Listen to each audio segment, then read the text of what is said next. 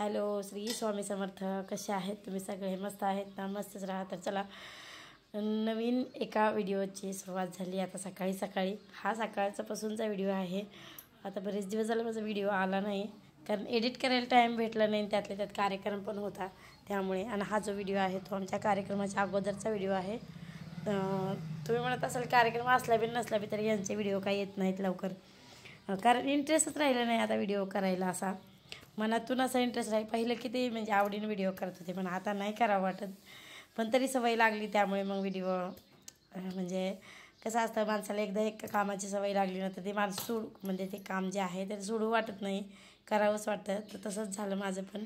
आणि त्यातल्याच माझा आवाज पण जरा म्हणजे बसल्यासारखा झाला होता, त्यामुळे मग मी व्हिडिओ टाकलाच नाही. जेवढे शूट केले होते ते पण नाही टाकले. आता ह्या व्हिडिओ शूट करून नाही म्हणलं तरी 5-6 दिवस तरी झाले असतील, पण मला शूटच नाही करणं झालं. तर इथं सकाळी सकाळी अगोदर मी आता थंडीचं वातावरण चालू झालं आणि सकाळी सकाळी थंड पाणी प्यायला नको वाटतं, म्हणून थोडंसं पाणी सोमट केलं आणि ते पाणी घेतलं अगोदर.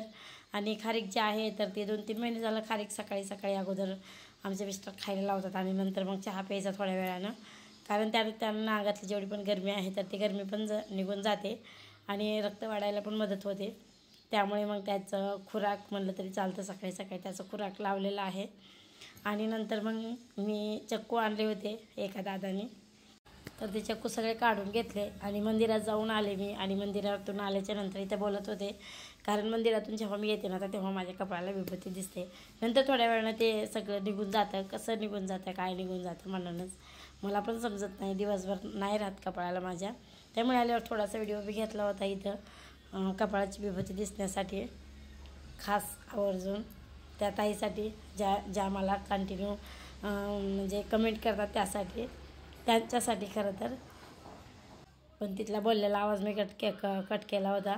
नंतर मग 2-2.5 किलो तर ते चक्कू होते, पण तेवढे तर खाऊन कोणी दिवे लावले नसते घरामध्ये. आणि माझ्या मागं पण कंटिन्यू काम असतं, त्यामुळे मला खाणं पण होत नाही. म्हणून इथे ज्यूस बनवला होता, शिवानीला ज्यूस करायला लावला होता मी. तर मी सगळं टरपलं वगैरे काढून दिलं आणि नंतर तिनं मिक्सरमधून काढलं आणि मग फ्रीजमध्ये एक 5-10 मिनटासाठी ठेवलं. कारण आता थंडीच्या वातावरणामध्ये जास्त पण थंड घेतलं ना तर झणझण व्हायला लागतं, त्यामुळे मग जास्त थंड नाही घेत. थोडं एक 5 मिनटं ठेवलं आणि नंतर लगेच बाहेर काढलं. आणि एक संत्र्याचा आणि एक चक्कूचा असे 2 ज्यूस केले होते. संत्रा फक्त 2च होते, त्यामुळे त्याचा थोडासाच होता आणि चक्कूचा थोडा जास्त झाला. तर चला, चक्कूचा ज्यूस ओतून ठेवला. तुम्ही म्हणत असाल की गिलासात ओतायचं तर कपामध्ये वाटला आहे काही, ही चहा आहे का प्यायला? तर ज्यूस आहे थोडा आणि माणसं झाले जास्त, त्यामुळे मग सगळ्याला पुरण्यासाठी कपामध्ये वाटलाय. सगळ्याला कमी, कोणाला कमी नको ना जास्त नको, त्यासाठी चक्कूचा ज्यूस संत्र्यापेक्षा ना चक्कूचा ज्यूस प्यायला छान लागतो. पण दूध कमी होतं, दूध नव्हतं जास्त. 1 लिटरचा रतीब असतो तरी थंडीमुळे आता दूध जास्तच लागायला लागले, कारण चहाच होतो खूप वेळेस, त्याच्यामुळे मग दूध राहत नाही. म्हणून मग सगळ्याला कपकपच. बाहेर पण काकू पण काकू आहेत, त्या दोघीला पण द्यायचं आहे. पण आम्ही दोघी तिघी आहेत म्हणून कपामध्ये वाटलाय सगळ्यालाच. गिलास जर काढले असते तर गिलासात वतायला तेवढा ज्यूस पण लागला असता, त्यामुळे मग गिलास काही काढले नाही. थोड्यासाठीच गिलास कुठं भरवत बसायचं. आणि आहे तो संत्र्याचा आहे, 2च संत्रा होत्या, खूप दिवस झालं. आणि जेव्हा आणल्या होत्या तेव्हा हिरव्या होत्या, पिवळ्या होस्तर ठेवल्या घरामध्ये आणि आत्ता केला एवढा 2. तर चला, मी ज्यूस पिऊन घेते कारण ज्यूस प्यायला चांगलं असतं. जास्त करून तर थंडीच्या वातावरणामध्ये ना संत्र्याचा ज्यूस चांगला असतो. पण आता सारखं संत्रा तर कुठं भेटणार आहे, ह्याच तेवढ्या त्या भाभीनं दिल्या होत्या, त्यामुळे मग आज केलं आहे. आणि हे चक्कू आहे तर सकाळी 2-2.5 किलो चक्कू घेतले होते सकाळी एका दादाकडून. त्यांच्या घरी चक्कूचे झाडं आहेत भरपूर, त्यामुळे मग त्यांच्याकडून घेतले होते. असा पण चक्कू खाणं होत नाही आवर्जून. आता खाईन म्हणलं तर कामाच्या राणीत काही खाणं होत नाही. असं पिलं ना तर पटमने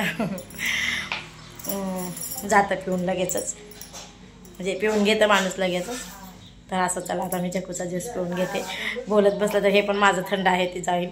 तरी पण थंडीच्या वातावरणात जास्त थंड खायचं नसतं. आधी सर आपलं शरीर म्हणजे फाटायला चालू होतं थंडीच्या वातावरणामध्ये. आणि जास्त थंड पिलं तर मग अजून जास्त थंड शरीर पडतं, त्यामुळे जास्त थंड प्यायचं नाही. पाणीचं थोडंसं कोमट करून प्यावं लागतं थंडीच्या वातावरणामध्ये. आता बरेच जण म्हणतात की थंडीमध्ये गरमीमध्ये थंड खायचं आणि थंडीमध्ये गरम खायचं, पण सगळंच गरम खाणं होत नाही आणि जास्त थंड पण नाही खायला जमत. आणि त्यामुळे मग जास्त थंड होऊ दिलं नाही. तर चला, मी पिऊन घेते अगोदर. तर ज्यूस वगैरे पिऊन झालं आणि नंतर मग माझ्या कामाला लागले. नंतर डायरेक्ट 4 वाजता व्हिडिओची सुरुवात केली होती मी, कारण मला मेहंदी बिजू घालायची होती. खूप दिवसापासून चाललं होतं. केस पण खूप पांढरे झालते. मेहंदी लावायची पण ती लावणं काही होत नव्हती. आणि मी 4-6 महिन्याला मेहंदी लावते. नाही म्हणलं तर 2-4 महिन्याला तरी लावते कंटिन्यू. महिन्याला 2 महिन्याला नाही होत लावणं. मला आधीच खूप कंटाळा येतो मेहंदी वगैरे लावायचा. त्यामुळे इथं गणपती छापची एक आणि पाकेट आणि एक काळ्या पाकेट असे 2 पाकिटं घेतले. ते दोन्ही एकत्र केले आणि नंतर मग ते पाणी जे आहे मी उकळल्यानं तर ते मेहंदीमध्ये टाकलं थोडंसं थंड झाल्याच्या नंतर मेहंदी कालवून ठेवली आणि दुसऱ्या दिवशी लावली. कारण लोखंडाच्या तव्यामध्ये मेहंदी जर भिजायला ठेवली ना तर कलर येतो चांगला. त्यामुळे मग लोखंडाच्या मी तव्यामध्ये मेहंदी भिजायला ठेवली. आणि नंतर संध्याकाळी त्या मोराचे पंख आणले होते एका ताईनं. त्यांना सांगितले होते खूप दिवसापासून त्यांच्या रानात मोराचे पंख भेटतात म्हणून. तर इथे बघा ना मोराचे पंख किती छान आहेत, किती मोठे मोठे. तर चला आता छोटासाच व्हिडिओ होता. व्हिडिओ आवडला असेल तर एक लाईक नक्की